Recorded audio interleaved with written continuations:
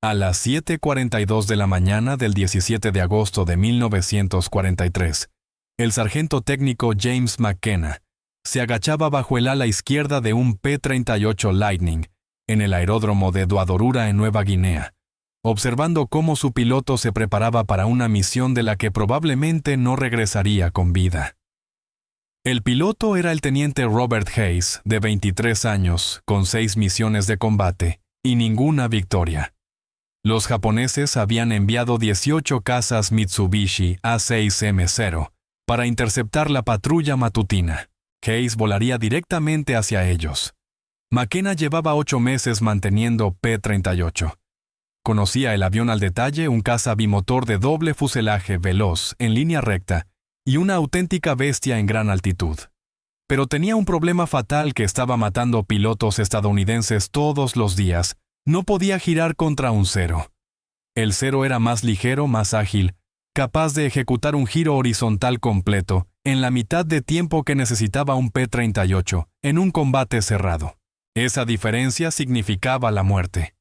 La doctrina estadounidense ordenaba que los pilotos de P-38 nunca giraran con un cero, que no intentaran superarlo en maniobra. Debían usar la velocidad, la altitud, lanzarse en picado, disparar, ascender de nuevo, golpear y escapar. No quedarse atrapados en un combate de giros.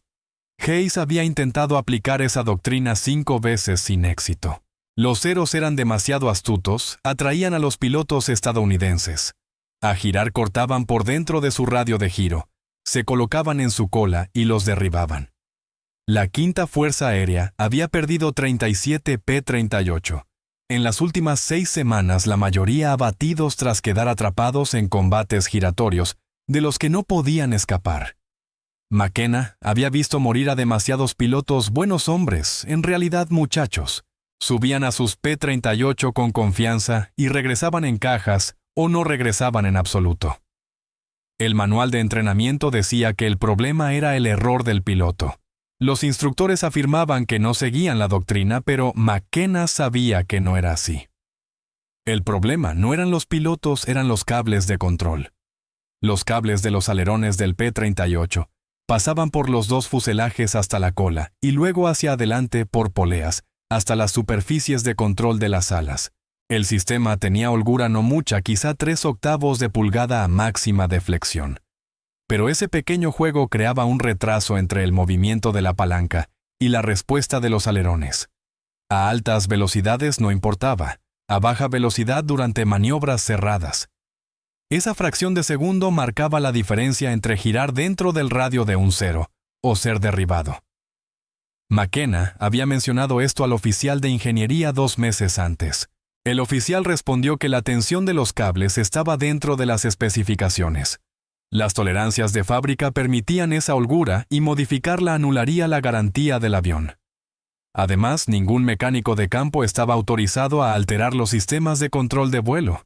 Eso requería aprobación de ingeniería de Lockheed. Y Lockheed estaba a 7,000 millas de distancia en California. Así que McKenna hizo algo que violaba todos los reglamentos del manual de mantenimiento de la Fuerza Aérea del Ejército. Tomó un trozo de alambre de piano de un avión dañado, lo cortó a 6 pulgadas, lo dobló en forma de Z y lo instaló como tensador en el cable de control del alerón izquierdo del teniente Hayes. La modificación tomó 8 minutos, añadió 0,4 libras de tensión al cable y eliminó completamente la holgura. Nadie lo notó. El equipo de inspección no verificó la tensión de los cables esa mañana. Se concentraron en los niveles de aceite y en la carga de munición. McKenna no dijo nada.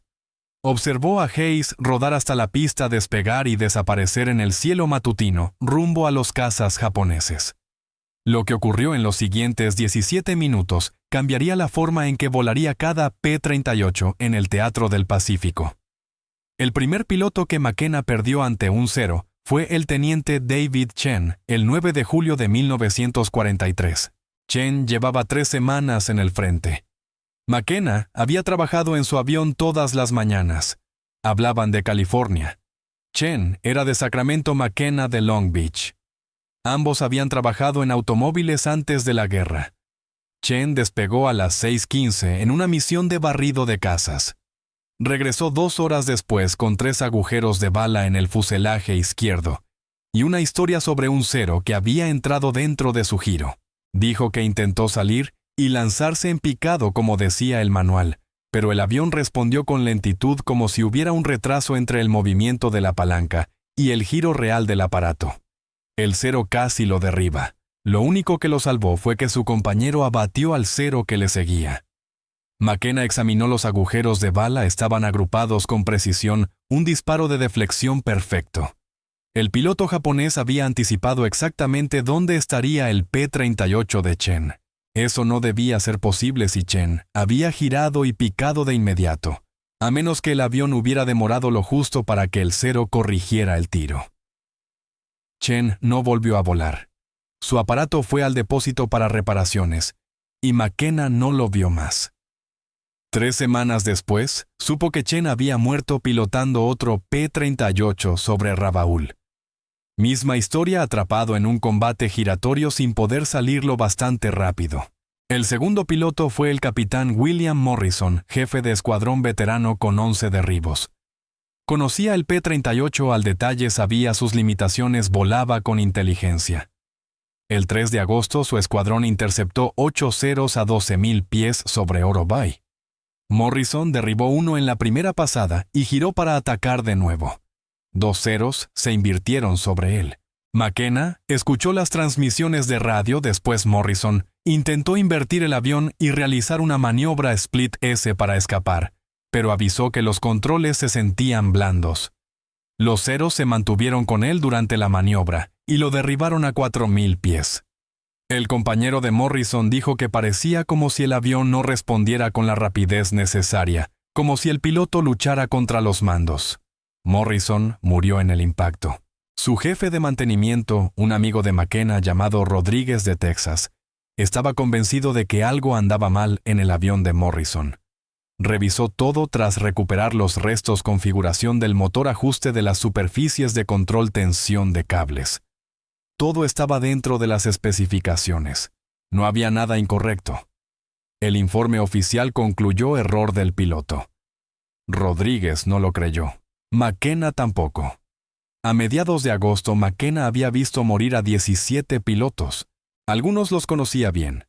A la mayoría apenas los había saludado durante las revisiones previas al vuelo. Pero había trabajado en todos sus aviones, había firmado sus registros de mantenimiento, los había visto rodar hacia la pista y despegar. Algunos regresaron, otros no. Los que regresaron contaban la misma historia. El P-38 respondía con lentitud durante maniobras bruscas, como si existiera un pequeño desfase entre el movimiento de los mandos y la reacción del avión. La mayoría de los pilotos pensaban que era normal que así se comportaba un caza pesado, con grandes superficies de control, que un cierto retraso era de esperarse. Pero McKenna sabía que no era normal. Había sentido ese retraso con sus propias manos al trabajar en los cables de control, esa diminuta holgura en el sistema. Comenzó a prestar atención al sonido que hacían los cables cuando los tensaba durante el mantenimiento. Había un tono particular, una especie de twang bajo al pulsarlos. Los cables flojos sonaban distinto que los tensos. McKenna podía oír la diferencia. Todos los P-38 en la línea de vuelo tenían cables que sonaban un poco flojos dentro de las especificaciones, sí, pero flojos. Una noche después de la muerte de Morrison, se lo mencionó a Rodríguez. Rodríguez le preguntó qué podían hacer. McKenna respondió: nada oficialmente, pero extraoficialmente hay una solución, solo que implica romper los reglamentos. Y podrían someternos a consejo de guerra. El problema no era que los pilotos estadounidenses no supieran qué hacer. Lo sabían. Cada sesión informativa lo repetía, cada vuelo de entrenamiento lo inculcaba: nunca gires con un cero. Usa la velocidad, usa la altitud. Golpea y huye. La doctrina era clara. El problema era que el combate no seguía la doctrina. El teniente Robert Hayes llevaba 2 meses en Nueva Guinea. 23 años, hijo de granjeros de Iowa. Había volado 6 misiones de combate y no tenía ninguna victoria. No porque fuera un mal piloto, sino porque seguía las reglas. Y las reglas lo ponían una y otra vez en situaciones donde no podía disparar. En su tercera misión, Hayes se lanzó en picado sobre un cero desde gran altitud, alcanzó 400 millas por hora, entró desde el sol como decía el manual. Tenía al cero en la mira, comenzó a adelantar el punto de puntería para disparar con deflexión. El cero giró bruscamente a la izquierda y picó. Hayes intentó seguirlo. Su P-38 entró en el giro, pero se sintió como si se moviera a través del barro. Cuando por fin el avión apuntó donde él quería, el cero ya había desaparecido. Hayes salió del giro y volvió a subir. No disparó ni una sola bala. La cuarta misión fue peor. Hayes y su compañero atacaron a dos ceros a 15,000 pies. Hayes disparó primero y falló. El cero giró bruscamente a la derecha. Hayes intentó seguirlo. Su compañero le avisó por radio: «Dos más vienen desde arriba». Hayes trató de nivelar y lanzarse en picado para escapar. El avión respondió, pero lentamente. Lo suficiente como para que uno de los ceros que descendían metiera una ráfaga de 3 segundos en el fuselaje derecho. Eran proyectiles de cañón de 20 milímetros. No perforaron, pero asustaron a Hayes lo suficiente para que rompiera el combate y regresara a casa con los motores echando humo. En la quinta misión, Hayes vio morir a su compañero. Se llamaba Teniente Thomas Parker, 21 años, de Boston. Habían entrenado juntos. El 14 de agosto, Parker se separó de la formación durante un combate sobre Finch Hafen. 2 ceros se le pusieron a la cola. Parker intentó todo, giró con fuerza, revirtió, trató de hacer tijeras. Los ceros se mantuvieron detrás de él en cada maniobra. Hayes escuchó la radio, oyó a Parker pedir ayuda. Oyó el pánico en su voz. Oyó que decía que su avión no giraba lo suficientemente rápido. Oyó los disparos. Oyó a Parker gritar. Y luego, nada. Hayes no durmió esa noche. Tampoco la mayoría del escuadrón. La cama de Parker quedó vacía. Sus efectos personales fueron embalados y enviados a casa. Su P-38 fue declarado pérdida en combate. El registro de mantenimiento no señalaba fallas mecánicas. La causa oficial: error del piloto durante maniobras defensivas. McKenna había trabajado en el avión de Parker la mañana en que murió. Todo estaba perfecto. La sincronización del motor, la alineación de las superficies de control, la tensión de los cables dentro de las especificaciones. El avión estaba bien, pero Parker estaba muerto de todos modos, y McKenna sabía por qué. Esa fracción de segundo de retraso en los mandos.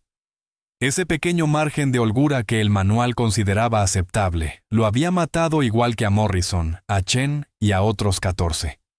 Lo peor era el olor. Cada mañana, mientras McKenna trabajaba en el área de mantenimiento, el aire se llenaba del aroma a combustible de aviación, metal caliente y fluido hidráulico. Era el olor de los aviones preparándose para el combate. Algunos volverían, otros no. Y McKenna estaría allí a la mañana siguiente, respirando los mismos olores, trabajando en más aparatos, viendo a más pilotos caminar hacia máquinas que no respondían lo suficientemente rápido como para mantenerlos con vida. La tarde del 16 de agosto, Hayes fue al área de mantenimiento y encontró a McKenna trabajando en su P-38 asignado. Le preguntó si había algo que pudiera hacer para que el avión girara más rápido. Cualquier cosa. Hayes dijo que no le importaba si era o no reglamentario. Solo quería tener una oportunidad. McKenna lo miró, vio el miedo, la desesperación a un muchacho que sabía que moriría si algo no cambiaba. Le dijo que regresara por la mañana. Haría lo posible. Esa noche, McKenna trabajó solo. El hangar de mantenimiento estaba en silencio después de las 23:00. La mayoría de los mecánicos dormía. Solo se oían el rumor distante de los generadores y el zumbido de los insectos contra las luces del techo. El aire olía a aceite de motor y humedad tropical. Retiró el panel de inspección del fuselaje izquierdo del P-38 de Hayes. El metal aún estaba tibio por el sol del día. Dentro, el cable del alerón pasaba por una serie de poleas hacia la sección de cola. McKenna agarró el cable con ambas manos y tiró. Sintió la holgura quizá 3/8 de pulgada antes de que se tensara. Tenía las manos cubiertas de grasa y los dedos doloridos tras una jornada entera de trabajo, pero podía sentir claramente esa flojedad. Estaba mal. Sabía que estaba mal. El alambre de piano provenía de un P-38 siniestrado 2 semanas antes, que había quedado inservible tras un aterrizaje con giro en tierra. El avión era chatarra, pero McKenna había recuperado piezas útiles antes de enviarlo al depósito, entre ellas un trozo de 6 pulgadas de alambre de alta resistencia del sistema de compensación del timón. Lo había guardado en su bolsa de herramientas sin saber bien por qué. Ahora lo sabía. Se sentó en el suelo del hangar con el alambre y un par de alicates. Lo dobló en forma de Z. El metal era rígido, se resistía.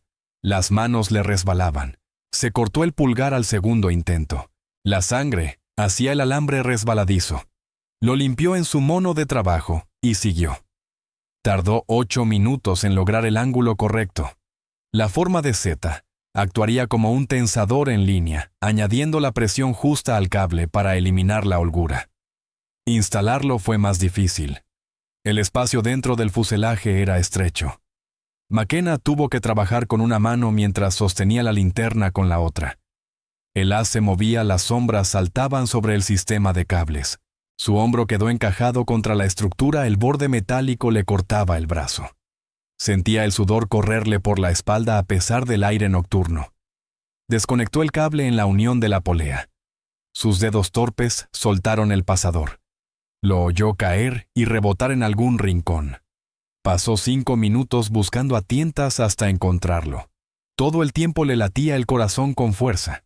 Sabía que si el oficial de ingeniería lo sorprendía modificando sin autorización un sistema de control de vuelo, se enfrentaría a un consejo de guerra, quizá a una baja deshonrosa o incluso a prisión. Pero Hayes moriría si él no hacía nada. Colocó el tensador de alambre entre el extremo del cable y la polea volvió a conectar el cable. El ajuste era preciso. Tuvo que forzar el pasador para que encajara. Cuando finalmente lo logró, probó la tensión a mano, tiró del cable. Sin holgura. La superficie de control se movió al instante. Perfecto. McKenna volvió a colocar el panel de inspección, guardó sus herramientas, limpió la sangre del alambre y de sus manos, y salió del hangar a las 01:15. La noche tropical era húmeda y quieta. A lo lejos se oían motores de avión, probablemente bombarderos japoneses nocturnos. El sonido le encogió el estómago. Acababa de modificar un sistema de control de vuelo sin permiso, usando una pieza no reglamentaria, violando al menos una docena de normas. Si la modificación fallaba en vuelo, Hayes se estrellaría y él sería responsable. Pero si funcionaba, Hayes podría vivir. McKenna fue a su litera, no durmió. Se quedó mirando el techo hasta el amanecer. A las 06:30 caminó hasta la línea de vuelo. Observó cómo el equipo repostaba y armaba el avión de Hayes. Lo vio acudir a la sesión informativa previa al vuelo, subir a la cabina. A las 07:42, Hayes despegó. McKenna permaneció en la pista observando cómo el P-38 ascendía hacia el cielo matutino, cómo se unía a la formación de otros 16 aparatos, cómo se alejaban hacia el noroeste rumbo al espacio aéreo japonés. Y entonces, solo pudo esperar. El combate comenzó a las 08:14. El grupo de 4 P-38 de Hayes interceptó a 9 ceros a 13.000 pies sobre el Golfo de Huon. El sol de la mañana estaba detrás de ellos. Una configuración perfecta para un ataque en picado. Hayes volaba en la tercera posición. Su jefe de elemento dio la orden de ataque. Se lanzaron en picado. Hayes eligió un 0, al final de la formación, descendió desde gran altitud. Ganó velocidad hasta alcanzar las 380 millas por hora. El 0 crecía en su mira. Hayes distinguía el sol naciente pintado en el fuselaje, incluso la cabeza del piloto dentro de la cabina. Apretó el gatillo. Las 4 ametralladoras calibre .50 y el cañón de 20 milímetros rugieron. Los trazadores se extendieron. La mayoría falló, pero algunos impactos chispearon en el ala del 0. No fue suficiente. El 0 giró bruscamente a la derecha y picó. Hayes rodó para seguirlo. Y entonces lo sintió. El avión respondió al instante, sin demora, sin retardo. Movió la palanca y el aparato rodó de inmediato. Hayes nunca había sentido su P-38 moverse así. Era como si el avión hubiera estado esperando su orden y la ejecutara en el mismo momento en que la daba. Rodó 90 grados en lo que pareció la mitad del tiempo habitual. Bajó el morro. El Cero estaba justo en su mira. Disparó otra ráfaga de 3 segundos. Las balas recorrieron el fuselaje del enemigo desde la cola hasta la cabina. El motor explotó, trozos de metal volaron, el avión se invirtió y cayó hacia la selva envuelto en humo negro. Primera victoria. No hubo tiempo para celebraciones. Su compañero avisó por radioceros descendiendo desde arriba. Hayes levantó la vista. 3 cazas venían en picado veloces. Habían visto cómo abatía a su amigo. Ahora querían venganza. Hayes empujó las palancas de potencia y comenzó a ascender, pero los Ceros eran más rápidos en el descenso. Estarían sobre él en segundos. Su única opción era invertir y pelear. Cada instinto le gritaba que siguiera subiendo, que escapara tal como decía la doctrina. Pero la doctrina significaba morir ese día. Giró bruscamente a la izquierda y tiró del mando. El P-38 reaccionó como nunca. La nariz cruzó el horizonte. Vio al Cero líder intentando seguirlo, pero no esperaba que Hayes invirtiera tan rápido. El japonés quedó mal posicionado, expuesto. Hayes adelantó la puntería, disparó, alcanzó el ala izquierda del Cero. El ala se plegó, el avión giró fuera de control. 2 derribos en 30 segundos. Los otros 2 Ceros intentaron hacer tijeras alternando giros para forzar un adelantamiento. Hayes se mantuvo con ellos. Cada vez que invertían dirección, su P-38 se metía instantáneamente en el giro. Sin demora, sin luchar contra los mandos. El avión hacía exactamente lo que él quería en el momento preciso. Era como volar una máquina distinta, como si alguien hubiera quitado pesos invisibles del sistema de control. Uno de los Ceros cometió un error. Giró demasiado, perdió velocidad. Hayes se metió dentro de su giro a corta distancia, quizá a 60 metros. Disparó. No podía fallar. El Cero se desintegró. Trozos del avión pasaron junto a la cabina de Hayes. Sintió temblar su P-38 cuando los restos golpearon el fuselaje derecho. 3 victorias. El cuarto Cero huyó. Hayes no lo persiguió, tenía poco combustible y munición. Subió, se reunió con los pocos que quedaban de su formación y regresaron. Todo el combate duró 7 minutos. Cuando Hayes aterrizó en Doadura a las 0903, McKenna lo esperaba en la línea de vuelo. Hayes apagó los motores, bajó de la cabina con las manos temblorosas, el mono empapado de sudor. Caminó directo hacia McKenna y dijo 2 palabras. Funcionó. Ninguno de los dos sabía que 6 pilotos más habían presenciado la pelea desde la altitud. El capitán Frank Mitchell la vio completa desde 15,000 pies. Mitchell era jefe de escuadrón del 475 Grupo de Caza. Observaba cómo el elemento de Hayes se enfrentaba a los Ceros cuando notó algo extraño. El P-38 de Hayes rodaba más rápido que cualquier Lightning que hubiera visto. El avión ejecutaba maniobras como si pesara la mitad. Mitchell conocía a todos los pilotos del teatro y sabía de lo que eran capaces. Hayes era bueno, pero no tan bueno. Algo distinto había en su avión. Tras aterrizar, Mitchell encontró a Hayes en la sala de informes. Hayes aún tenía la adrenalina al máximo, las manos temblorosas mientras completaba el parte de combate, 3 derribos confirmados. Mitchell le preguntó qué había cambiado. Hayes dijo que no lo sabía, que su avión simplemente respondía mejor ese día, más rápido. Mitchell preguntó si mantenimiento había hecho algo. Hayes respondió que hablara con el sargento técnico McKenna. Mitchell halló a McKenna en el área de mantenimiento 2 horas después. McKenna trabajaba en otro P-38 con las manos negras de grasa y el mono manchado de fluido hidráulico. Mitchell le preguntó directamente, ¿qué le hiciste al avión de Hayes, McKenna? Lo miró un momento largo, luego le contó el tensador de alambre de piano, la modificación del cable, el cambio no autorizado en el sistema de control de vuelo. Mitchell escuchó sin interrumpir. Cuando McKenna terminó, le preguntó si podía hacer lo mismo en su avión.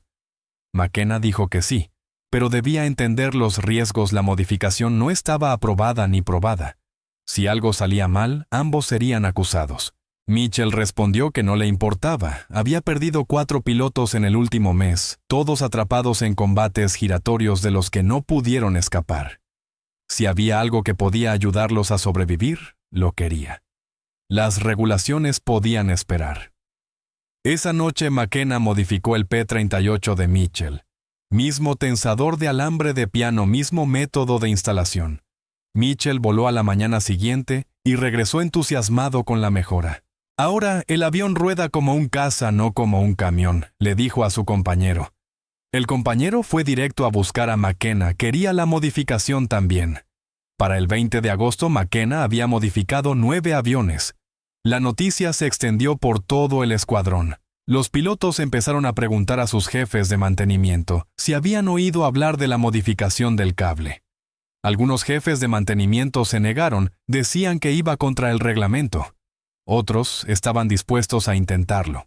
McKenna les mostró cómo hacerlo cortar el alambre de piano, doblarlo en forma de Z, instalarlo como un tensador en línea. 8 minutos de trabajo, y cambiaba todo. Las modificaciones se propagaron de piloto a piloto y de mecánico a mecánico. Sin documentación oficial, sin aprobación de ingeniería, solo conversaciones en voz baja en la sala de pilotos y en el área de mantenimiento. Hayes derribó 2 ceros más el 22 de agosto usando los mandos modificados. Mitchell consiguió 3 el 25. Otros pilotos empezaron a regresar de las misiones con victorias confirmadas. Las estadísticas eran imposibles de ignorar. El teniente James Watkins, jefe de mantenimiento del 49 NPM Grupo de Caza en Gussap, oyó hablar de la modificación por un piloto transferido desde Doadura. Watkins era escéptico, pero lo probó en un avión. El piloto regresó de la siguiente misión con su primera victoria después de 8 semanas de combate. Watkins modificó 4 aviones más. Otros jefes del 49. O empezaron a hacerlo también. A principios de septiembre, quizá unos 40 P-38 en Nueva Guinea tenían la modificación. El oficial de ingeniería en Doadura notó que algo había cambiado, pero no podía averiguar qué. Las tensiones de los cables de control resultaban correctas durante las inspecciones porque los jefes de mantenimiento quitaban los tensadores antes y los volvían a colocar después. Los pilotos lo sabían, los mecánicos lo sabían, pero nadie se lo decía a los oficiales. La proporción de derribos empezó a cambiar. En julio, los pilotos estadounidenses en el Pacífico Suroeste perdían 2 P-38 por cada 0 destruido. En agosto la cifra era 1-3-1. En septiembre casi estaban igualados. Algo había cambiado, pero oficialmente nadie sabía qué. Entonces los japoneses se dieron cuenta. Los pilotos de caza comenzaron a reportarlo a finales de agosto. Los informes de vuelo de la ONCE, a flota aérea mencionaban que los P-38 estadounidenses maniobraban de forma más agresiva, giraban más rápido y revertían dirección con mayor rapidez. Los reportes señalaban que las tácticas que habían funcionado durante meses ahora estaban fallando. El teniente comandante Saburo Sakai, uno de los ases japoneses más destacados con 64 victorias confirmadas, había combatido a los estadounidenses desde Pearl Harbor. El 3 de septiembre de 1943, Sakai se enfrentó a un P-38 sobre Wewak. Usó su táctica habitual, atraer al estadounidense a un combate giratorio, esperar a que el P-38 iniciara su giro, y luego invertir bruscamente para meterse dentro de su radio de giro. Pero esta vez el P-38 invirtió con él. Sakai había ejecutado esa maniobra decenas de veces, conocía perfectamente el tiempo que tardaba un Lightning en rodar. Pero este rodó más rápido de lo que debía. Sakai apenas evitó una colisión frontal. El estadounidense lo apuntó con sus cañones, y Sakai tuvo que lanzarse en picado para escapar. Regresó a la base confundido y frustrado. Otros pilotos japoneses experimentados reportaron encuentros similares. Los estadounidenses no volaban diferente, seguían usando las mismas tácticas. Pero sus aviones respondían más rápido. Una fracción de segundo sí, pero suficiente para marcar la diferencia suficiente para romper el ritmo que los japoneses habían aprendido a explotar. La inteligencia japonesa trató de averiguar qué había cambiado. Examinaron los restos de P-38 derribados y no encontraron modificaciones evidentes. Los aviones parecían idénticos a los que llevaban meses enfrentando. Los motores eran los mismos. El armamento también. Nada visible había cambiado. Lo que no sabían era que el cambio estaba oculto dentro del fuselaje, un trozo de 6 pulgadas de alambre de piano, que parecía parte del equipo original. Incluso si lo hubieran encontrado, quizá no habrían comprendido su función. No era un nuevo sistema de armas ni un motor mejorado, solo una pequeña modificación en la tensión de los cables de control. Pero esa pequeña modificación estaba matando a sus pilotos. A mediados de septiembre, los aviadores japoneses estaban perdiendo aviones frente a los P-38, a un ritmo que no veían desde los primeros días de la guerra. El impacto psicológico fue enorme. Durante 2 años, los pilotos de Zero habían dominado los cielos en combates de giro. Sabían que podían maniobrar mejor que cualquier avión estadounidense. Esa confianza empezó a resquebrajarse. Los pilotos que antes atacaban sin dudar, se volvieron cautelosos, vacilantes. Ya no estaban seguros de que sus tácticas funcionaran. Los japoneses intentaron adaptarse. Algunos dejaron de buscar combates cerrados con los P-38 y comenzaron a usar tácticas de ataque y escape, pero eso significaba renunciar a su mayor ventaja. La fuerza del Zero era su maniobrabilidad. Pelear como un P-38 era pelear en los términos de los estadounidenses, y el P-38 era más rápido, más armado y podía soportar más daño. Otros pilotos intentaron compensar siendo más agresivos, acercándose más antes de disparar, asumiendo mayores riesgos. Pero la agresión sin la capacidad de girar mejor que el enemigo solo significaba morir más rápido. Varios pilotos japoneses experimentados murieron en septiembre intentando tácticas que en julio funcionaban a la perfección. El problema fundamental era que estaban luchando contra un enemigo invisible. Sabían que algo había cambiado, pero no sabían qué, y no podían descubrir cómo contrarrestarlo. No se pueden desarrollar tácticas contra una modificación cuya existencia se desconoce. A finales de septiembre, la 11ª Flota Aérea había perdido 38 cazas en combates con P-38. Las pérdidas estadounidenses en el mismo periodo fueron de 22 aviones. La proporción se había invertido. Por primera vez en la Guerra del Pacífico, los P-38 estaban derribando Zeros con una tasa superior a 1 por 1.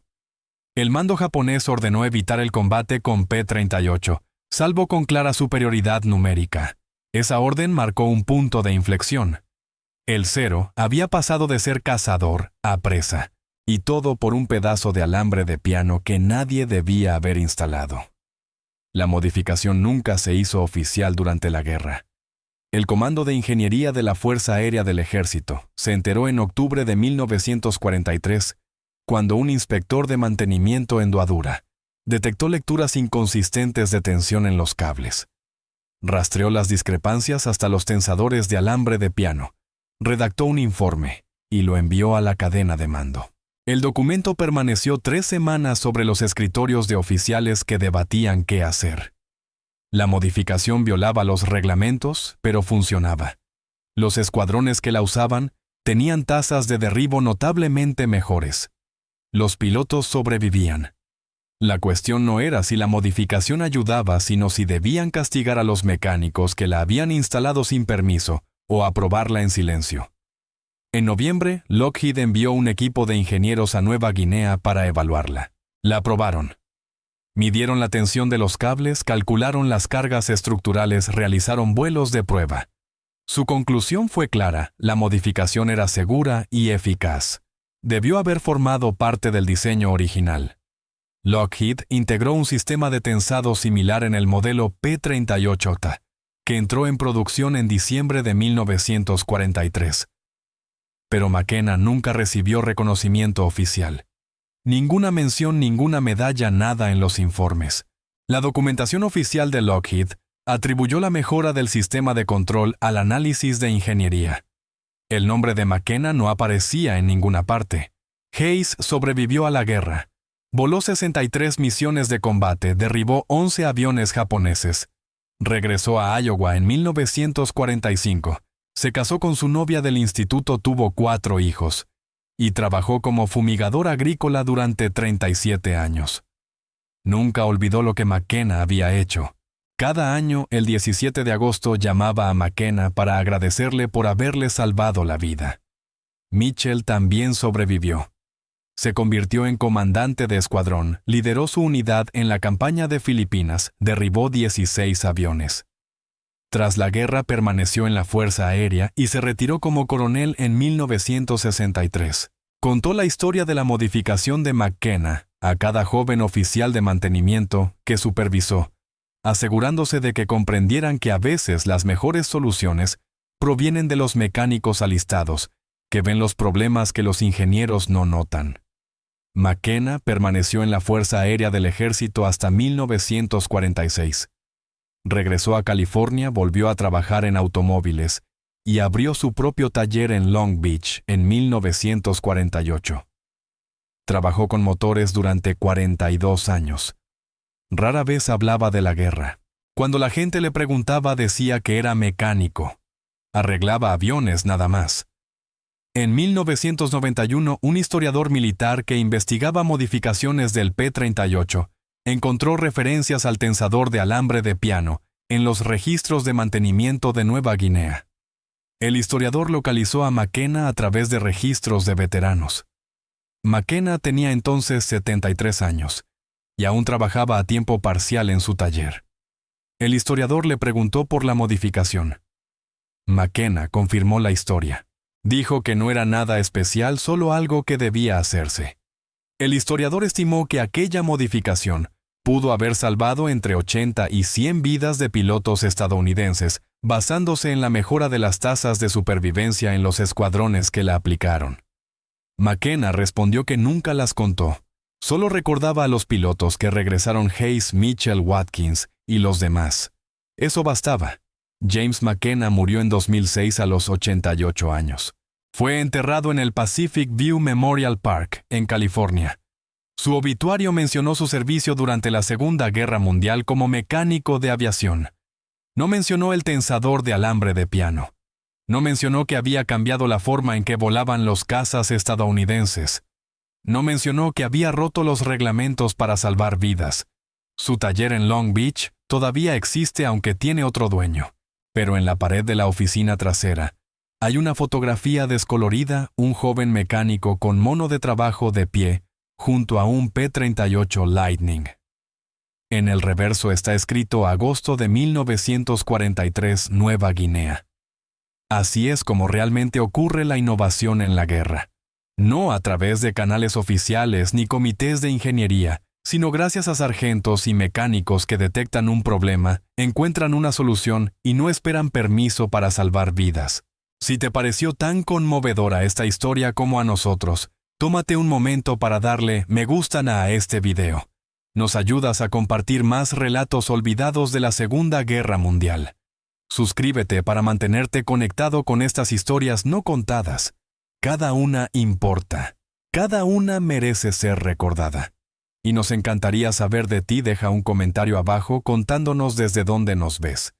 Nuestra comunidad se extiende desde Texas hasta Tasmania, desde veteranos hasta entusiastas de la historia. Eres parte de algo especial aquí. Gracias por mirar y gracias por mantener vivas estas historias.